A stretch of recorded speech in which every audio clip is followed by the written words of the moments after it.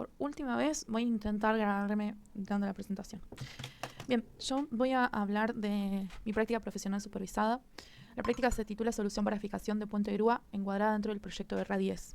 Primero me gustaría explicar un poco de lo que se trata el proyecto de RA10. El proyecto de RA10 es un proyecto de construcción de un reactor multipropósito de investigación. En este momento, este proyecto está ubicado en el Centro Atómico de Ezeiza, en Buenos Aires. Este reactor está destinado a la producción de radioisótopos para el mercado local e internacional. Es un reactor de una potencia de 30 megawatts, es del tipo Open Pool, y la fabricación, construcción de este reactor está a cargo de la empresa INVAP, que es la empresa en la que yo estoy trabajando y la que supervisó mi práctica profesional, en conjunto de la Comisión Nacional de Energía Atómica. Para llevar a cabo el RA10 cuenta con 4 edificios, un edificio auxiliar, que es un edificio de oficinas, el edificio de guía de neutrones, que es un edificio de laboratorios, un edificio de servicios que justamente da servicio a todo el resto de los edificios, al edificio del reactor como servicio de electricidad, agua y demás, y el edificio del reactor, que en este es en donde sucede toda la parte nuclear, digamos. Es en donde se ubica la pileta del reactor, y dentro de la pileta del reactor es donde está el núcleo, donde este es el encargado de producir las reacciones en cadena, bueno, y además en el edificio del reactor es donde se producen los radioisótopos. Y además es en donde está ubicado el problema que tengo que resolver dentro de la práctica profesional. Dentro del hall del edificio del reactor está ubicado el hall del reactor. El hall del reactor es un hall en donde, o un espacio en donde está la parte más alta de la pileta, y donde por encima de las piletas está ubicado el puente grúa del hall del reactor. Este puente grúa es durante la fase de construcción o montaje, que es la parte en la que estamos ahora, el encargado de facilitar el montaje de los internos de la pileta. Los internos de la pileta son los que se pueden ver en estas imágenes. Es un tanque reflector, cañerías, estructuras, soportes para estas cañerías, para estas estructuras. Entonces el puente grúa facilita la entrada y salida de estos componentes en esta pileta para que puedan montarse. Luego, durante la fase de operación, el puente sirve para trasladar un contenedor de 10 toneladas que se va a estar moviendo dentro del hall del reactor. Para apoyar este puente, en el edificio se dejaron lo que se denominan vigas carrileras, o sea, son vigas de hormigón y son parte de la estructura del edificio, y por encima de ellas se dejó embebido placas de acero que se van a utilizar para apoyar el riel del puente, y por encima del riel al mismo puente grúa. Acá hay una imagen de las placas embebidas en el prehormigonado, o sea, se dejaron sujetas al encofrado, después se rellenó con hormigón, se coló el hormigón y se rellenó, quedando todo solidario o unido, digamos. Pero bien, ¿para qué fue toda la explicación de de dónde está el puente y demás? Es una introducción para poder determinar cómo es la fijación de estos rieles, es decir, de las guías por donde va a rodar el puente grúa, yendo de norte a sur y de sur a norte en todo el trayecto del hall.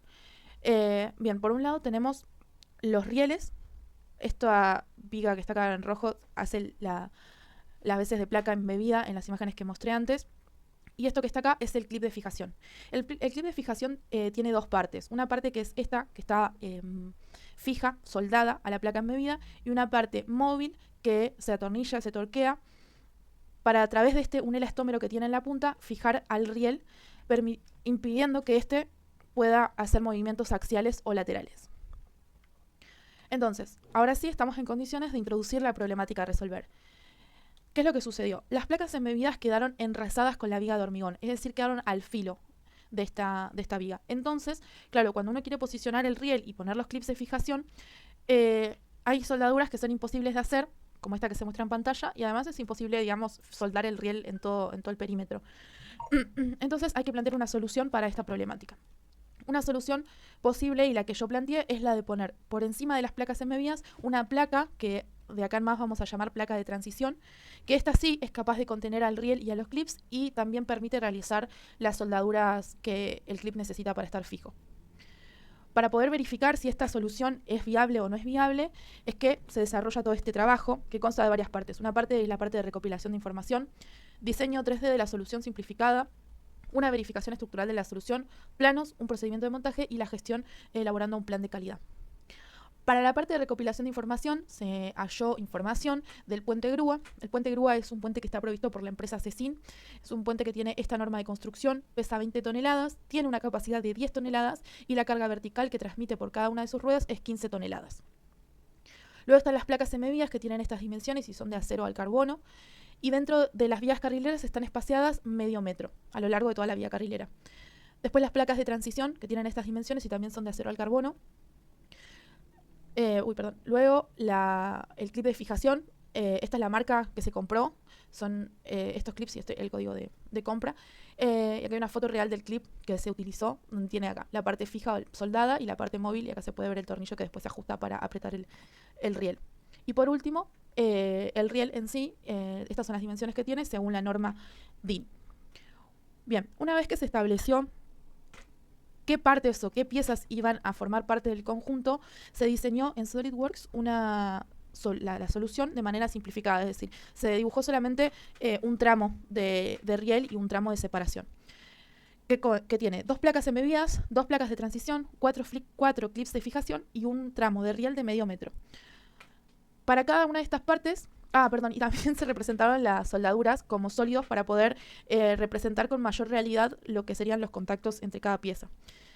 Y además, ahora sí, se definió una función, un requerimiento, dimensiones y un material para cada una de las piezas que componen este conjunto.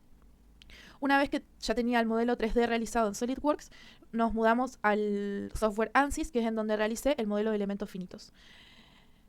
En primer lugar, se definieron los contactos, variando entre unión rígida y unión sólida, unión rígida y unión sin penetración.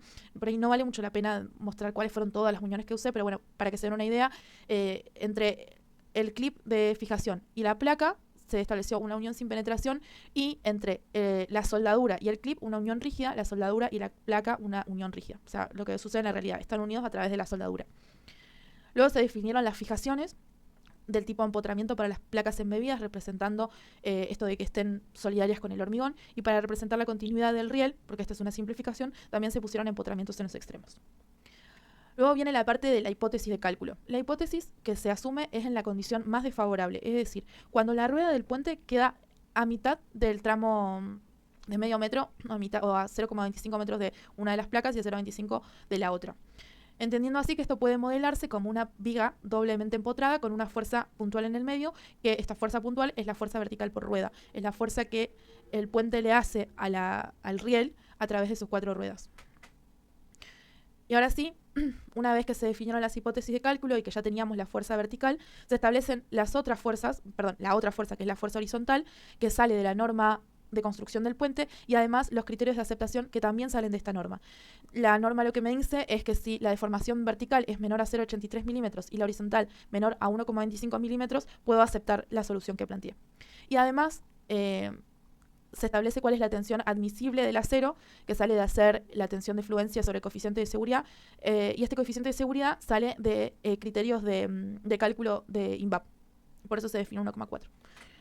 Y ahora sí, volviendo a lo que sería el modelo de elementos finitos, podemos pasar a la parte del mallado.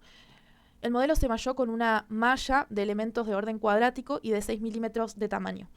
¿Por qué se definió que tenían que ser 6 milímetros de tamaño? Bueno, porque se realizó una convergencia de mallas, es decir, se iba corriendo un análisis con un tamaño de elemento cada vez más chico y se procedió a realizar un gráfico. En este gráfico se puede ver que para una discretización en particular ya la curva empieza a aplanarse, que es para las discretizaciones a partir de la 8, donde se ve que el error es casi nulo. Entonces, a partir de acá ya no tiene mucho sentido seguir refinando la malla, es decir, achicando el tamaño del elemento, porque bueno, eso requeriría más recursos computacionales y demás, y se observa que el error no es muy grande. Así que por eso se estableció que el tamaño del elemento a utilizar es 6 milímetros. Una vez que está mallado todo el conjunto, se corre el análisis obteniendo una deflexión vertical máxima de 0,37 milímetros. Comparándola con la admisible, que decía que debía ser, según norma, de 1,25, estaríamos dentro de los parámetros que me exige la norma. Para la deflexión horizontal, arrojó un valor de 0,074 milímetros, siendo la admisible de 0,83, con lo cual también estaríamos dentro de los parámetros que me admite la norma en cuanto a deflexiones. Después, por otro lado, se verificó la resistencia de la placa. La resistencia de la placa estaba dando casi 250 megapascales, pero la tensión admisible es de 178 megapascales, con lo cual, así a simple vista, esto no verificaría. Para poder solucionar esto, yendo un poquito más allá de los números, se puede ver que la tensión está ubicada en el canto de la placa. O sea, lo que me hace a mí inferir que esta tensión es una tensión debida a tensiones de contacto. Y para poder salvar esto, realicé un chaflán en la esquina de la placa. También podría haber sido un redondeo, o sea, es para eliminar las tensiones de contacto. Entonces, así de esta forma me da que la tensión máxima es de 160 megapascales, la cual está por debajo de la tensión admisible, con lo cual esto también estaría verificando. Y por último, se hizo una verificación de las soldaduras, primero de las soldaduras entre placas y después entre las soldaduras entre placa y clip. Como dije, las soldaduras se modelaron también dentro del modelo FEM, o el modelo de elementos finitos, para obtener información de ellas después para la verificación. Estas soldaduras están planteadas como soldadura del tipo filete, de 8 milímetros de cateto, están hechas con el electrodo común para acero al carbono, que es L7018, cuyas propiedades mecánicas están descritas en esta tabla. Y para cada una de las soldaduras se analizó la tensión combinada que existía en cada una de ellas, haciendo uso también de las tablas y determinando con la sección de la soldadura las propiedades de momento y área. Entonces así se determinó que las tensiones máximas son las que se producen entre placas, no así entre clips y placa no es muy elevada, y entre placas se ve que la tensión máxima producida es casi de 36,5 megapascales, lo cual está por debajo del límite elástico o el límite de fluencia del electrodo, con lo cual esto también estaría verificado. Así verificamos deflexión, resistencia de la placa y resistencia de las soldaduras. Podemos decir que la verificación estructural de la solución está cumplida y verifica. Después se realizó un plano en donde se determinaron se indicaron las soldaduras y después el resto de los componentes son comerciales o pertenecen a una norma, entonces por eso son todas cotas de referencia casi, no sé igual si se puede ver mucho, pero bueno, era para indicar las soldaduras que se realizó este plano. Y por último tenemos la parte de gestión y montaje. Voy a presentar primero lo que sería la gestión. Básicamente es un plan de calidad en donde se describen los procedimientos de trabajo, los trabajos con su respectivo procedimiento, y donde se establece cuáles son los roles de las partes intervinientes. En primer lugar, el montador del puente, el supervisor INVAP y el cliente, que es la Comisión Nacional de Energía Atómica.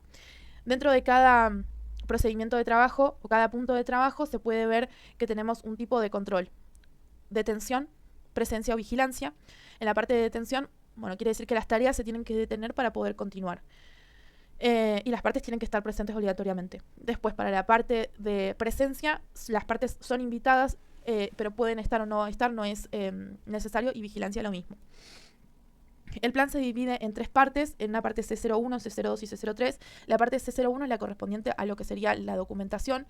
La parte C02 es la parte de recepción de materiales, es decir, donde yo me fijo si tengo todos los materiales, le realizo alguna inspección, si requiere visual o si requiere dimensional. Y después la parte C3 es la parte del montaje, donde cada montaje se realiza a través de una ET o un procedimiento de ensayos y demás.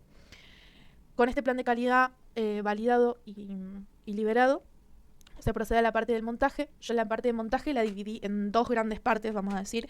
En el informe se puede ver mucho más detallado, pero en la primera parte hablamos de documentación, herramientas y dispositivos, acopio de materiales y máquinas de herramienta. La parte de documentación, bueno, a ver, un ejemplo, voy a dar algunos ejemplos. En la parte de documentación lo que se pide es que se trabaje con los documentos liberados, si hay alguna modificación de ingeniería que se pida y demás. Si hay que hacer alguna medición, bueno, el dispositivo con el que se mida tiene que contar con su certificado de liberación o aptitud correspondiente. El acopio de materiales tiene que estar en un ambiente que no degrade a los materiales en sí que se van a utilizar, lo mismo las máquinas y herramientas.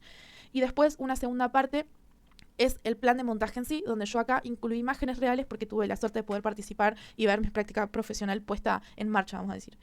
En una primera parte se pide soldar la parte fija del clip en el hall del reactor en las placas de transición. Acá se puede ver cómo se soldaron y acá se les realizó un ensayo de tintas permanentes. Estas que tienen la P quiere decir que tenían alguna porosidad, que hubo que reparar la soldadura. Una vez que se soldó la parte fija, esas placas de transición con la parte fija del clip soldado se tienen que elevar hasta las vigas carrileras. Acá se utilizó una araña y una guindola para que los trabajadores puedan subir ahí y realizar la soldadura entre placas, o sea, entre la placa de transición y la placa embebida. Luego se izaron los rieles hasta las vigas carrileras, también con la misma araña y con una percha. Y por último, se distribuyeron las partes móviles del clip y se fijó y ajustó dejando al riel en posición. Así que bueno, fin, esta es mi presentación, motherfucking.